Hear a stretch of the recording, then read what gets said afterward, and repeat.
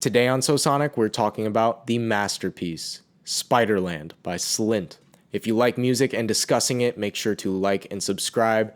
But thank you for watching this video. Now let's get into Spiderland by Slint. Hailing from Louisville, Kentucky, Slint was a monumental band in the 90s rock scene. They released their first album, Tweez, in 1989 with the help of legendary engineer and musician Steve Albini. After this album, the original bassist Ethan Buckler left and was replaced by Todd Brashear, who played on Slint's masterpiece, the landmark album Spiderland. Spiderland was released in March of 1991 with Brian McMahon on vocals and guitar, David Pajo on lead guitar, Britt Walford on drums, and Todd Brashear on bass. The band broke up before the release of the album, which initially sold extremely poorly. But over time, Slint began to develop a cult following, which snowballed into critical acclaim and reverence for the album. Nowadays, they are credited as one of the earliest pioneers of post-rock, with bands from a variety of genres citing them as inspiration, such as Fugazi, Dinosaur Jr., and Black Country New Road. Fans of the album like it for its unrelenting bleakness and its completely alien sound for the time period. And over the years, the legacy and reverence for Slint has grown exponentially. The album starts out with the intro track Breadcrumb Trail, which features this very spacey harmonic guitar riff. All of a sudden, you're hit with some spoken word vocals about a boy coming into contact with a fortune teller at a carnival over this very spacey, delicate drum beat. The drums here are so smooth, and this is going to be a common glazing moment throughout this review, is Britt Walford. It was a monster on the kit. It's almost like listening to like rain, if that makes any sense. Like, it's just so smooth and natural to him. The spoken word carries on where the boy insists that the fortune teller and himself go on a roller coaster instead of hearing his fortune told. And then in the chorus, we get the scene of them on the roller coaster. And the chorus does sound like a roller coaster. It has these very passionate screamed vocals and these very piercing pinch harmonics from David Pajo and such a cathartic drum beat from Walford. Listening to this song makes me feel like I'm on a ship being tossed around by the waves up and down, just like the pinch harmonics in the riff. The time changes in the post-chorus are so disorienting and kind of bring you back down to earth for just a minute before you're plunged right back into the chorus riff. The best way I can describe this track is just overwhelming in the best way possible. The lyrical narrative ends with the boy leaving the carnival without ever having his fortune told, signifying that he chose to live out his fate rather than hear of it. And then the very proto-post-rocky outro riff right before it goes back into the intro riff to end out the song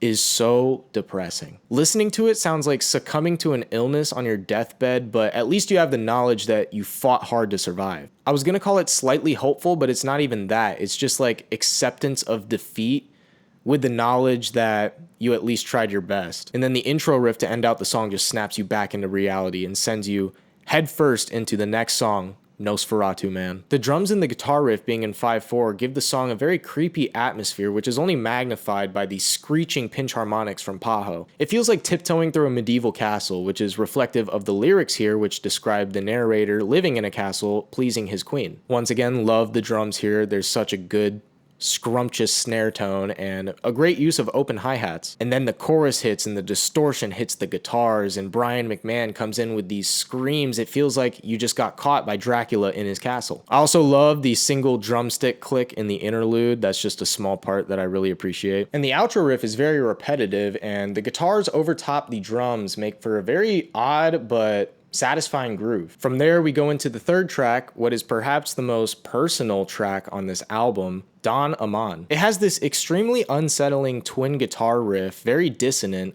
and these very depressing spoken word vocals. The lyrics are about a man named Don who is at a social gathering and starts distancing himself from the rest of the crowd out of anxiety. These emotions are only heightened when he tries to rejoin the group and is met with an overwhelming sense of unbelonging. This is probably my favorite written song on the album. The scene of Don stepping outside to be alone with his thoughts and later being overwhelmed by those around him is something that I think most people can relate to, even if they haven't been in that exact situation. This song has the most minimal instrumentation on the album, but it is just as strong as every other track. And now we enter the back half of this album with the song Washer. The opening guitars are almost inaudible, and then all of a sudden everybody breaks out into one of the most melancholy riffs on the entire album. This is the first and last instance on the album of Brian McMahon singing. The vocals are absolutely heart-wrenching. It really feels less like somebody singing and more like somebody crying themselves to sleep and singing to try to comfort themselves. It's just unbelievably depressing. The drumming is perfect as usual. Britt Walford, thank you for existing. The beat is very sparse and minimal, but it perfectly serves the song. The ride cymbal work is brilliant. It is so dynamic. That's one thing about Britt Walford. Like, his sense of dynamics is so good. About 3.5 minutes in, we get this very proto post-rocky section with a very creepy atmosphere, and it repeats after the next verse. And then at 5 minutes and 30 seconds in, the band drops out into this very soft section, which slowly crescendos into the climax of the song. The distortion of the guitars in the climax of this song just forces the listener to succumb to the extreme weight of its melancholy. The lyrics on this song are some of the darkest on the album, and to me read like the final words of a man before taking his own life, or at least leaving his current life behind. The song returns to the main melody and then slowly decrescendos, and then we go into For Dinner. For Dinner is both the only instrumental song on the album and the most post-rocky. The intro is absolutely menacing, and it makes me feel like I'm floating in the middle of the ocean, knowing that a shark is circling me, and it's basically just a matter of time because there's nothing I can do. My anxiety swells alongside the instruments of this track, like being on the slowest yet scariest roller coaster of all time. Flashes of major chords offer a few moments of relief, luring the listener into a false sense of security,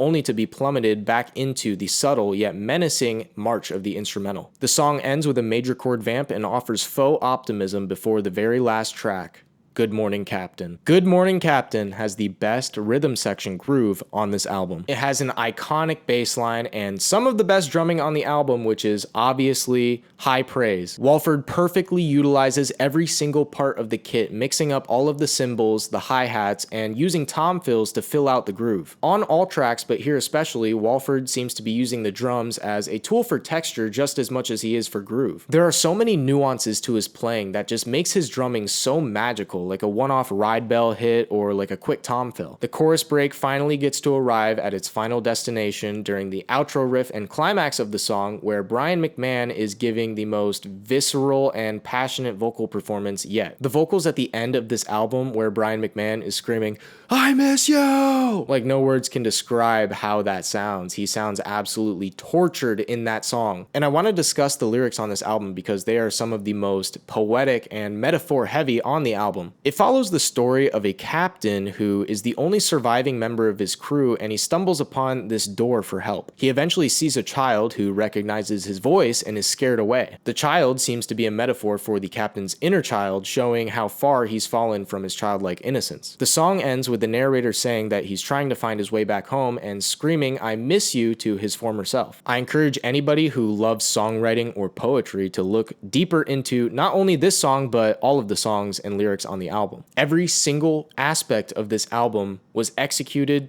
to absolute perfection. Spiderland is what I most often point to when somebody asks me what my favorite album is. Ever since I heard it as a teenager, I was just completely enthralled by its alien and unorthodox sound. The spoken word vocals and abstract cryptic lyrics only add to the unconventionality of the album's sound, and upon deeper analysis offer relatable personal experiences and thought-provoking concepts that can be meditated on for an infinite amount of time. The musicianship on this album is next to none, especially when it comes to the drummer Britt Walford. Much of why the sound of this album is so potent is because Britt Walford is an extremely talented and creative drummer who perfectly serves every single song he plays on. His drumming is nothing short of magical on this album. It's a masterclass. David Pajo's screaming pinch harmonics and odd time riffs and dissonant chord progressions are like the paintbrushes of this album's atmosphere. Brian McMahon's eerie vocal delivery forces the listener to sit and take in the scene that he paints with his narrative. His limited use of screaming and singing makes the moments where he does use them all the more powerful. And perhaps the unsung hero of this album, Todd Brashear, lays down iconic bass lines on tracks such as Good Morning Captain and Breadcrumb Trail. There is absolutely no weak link in this track list, nor is there a weak moment on this entire album, in my opinion. My love and appreciation for this album has only grown over the years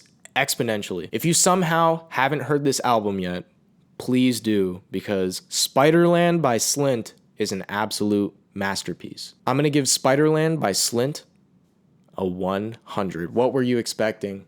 What were you expecting here? It's a masterpiece. It's in the title, right? 100 out of 100. Spiderland by Slint, masterpiece. But let me know what you think about this album down in the comments. If you like this review, make sure to like and subscribe. If you hated this review, make sure to call me stupid in the comments and subscribe to do it again next week.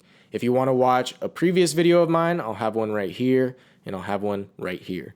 But thank you very much for watching. I appreciate it. Spiderland. Absolute masterpiece.